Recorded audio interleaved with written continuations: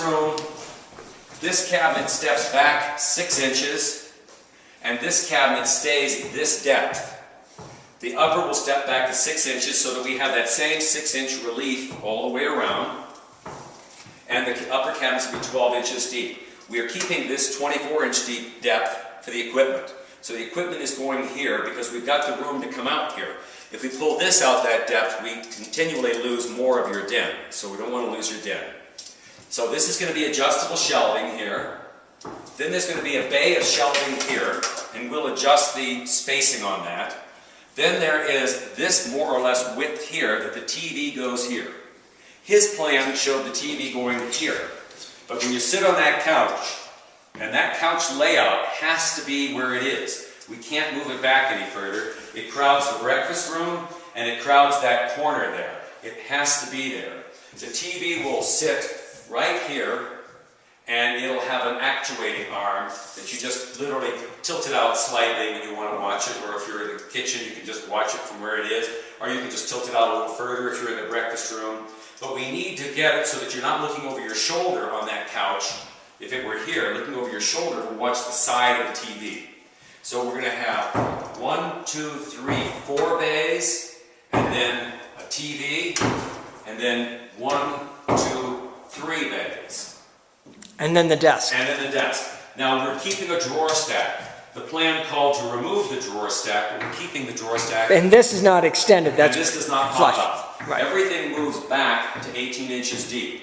Presently, it's 24. It's going to move back to 18. Then there's a shelf of 6 inches, and then there's a 12-inch deep shelving above it. So the desk will say the same basic configuration that it is, and there'll be shelving above it like it is. If you'd like, this can be changed over to corkboard so that you can, punch pins in it, put notes on it, and do things like that. Sometimes we do that. We put a wood frame around it and put corkboard in the middle, and it's actually fairly useful.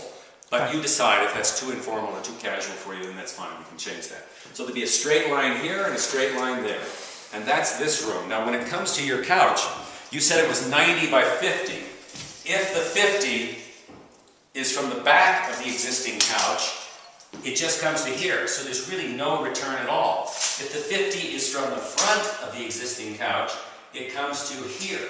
And we have to push the couch, if you wanted to get rid of it, have it in line with this, I have to push the couch back this much further, which crowds these chairs, crowds a passageway through here, and brings this back to within maybe 12 inches of the wall. It really needs to be this couch and a couple of barrel chairs, and maybe a third matching barrel chair over here that can be swiveled for when you entertain. That's the ideal, but this location and size of this couch is appropriate. And this footprint here is 90 by 37, and that's a good size for this couch. But whatever you ultimately do, that's fine. Let's go into the living room. Okay.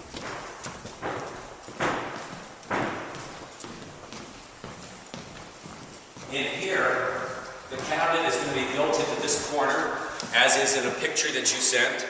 It's going to go up about 10 foot, 3 or 4 inches up to here. So it'll be back here, about 10 foot, 3 or 4 inches coming across here, and then down a foot away from here.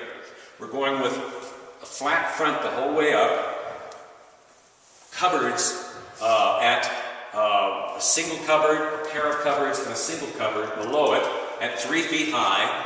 We wanted to not have a bulkhead in the middle. There's no way we wanted to do that. And to have 3 equal bays is monotonous. So we left you with 1.5 inch face frame on this side, 18 inches clear here, 1.5 inch face frame here, 38 inches clear here, 1.5 inch face frame, 18 inches, 1.5 inch face frame. That, of course, that pattern will be out here at the front of the cabinet. We're also doing this cabinet at, was it 14 inches deep? 14 inches deep. So it'll be 14 inches deep. Your ladder will sit probably at about 8 feet or so. And then the top of the cabinet's up there. And then the ladder will just roll across the front of this cabinet here. We can make these an inch and a half here, and these can be 2 inches. We can make little changes like that, but he'll send us a drawing of this, and we have to decide what it's going to look like. Is this going to, again, match the kitchen cabinets with the same knotty alder, or... No, it's gonna match. Like the furniture? We picked the stain yesterday. It's gonna, remember? We looked at the stain because it's gonna okay, be, that's fine, but that's on a piece of clear wood. This... well, this because she's matching it to match the furniture, the okay, chairs. that's fine. Then it can be whatever, but this is the design of the Right. cabinet. Is the back going to be beadboard, or is the back going to be a straight flat panel? Flat panel. Maybe beadboard. Oh, you mean with this thing? Yeah. Why is it? I think that's classier. You think about it, Katrina. Okay. We got it. And that, I think, is about it. We're not putting any cutouts in this upper wall here. Nothing fits properly. And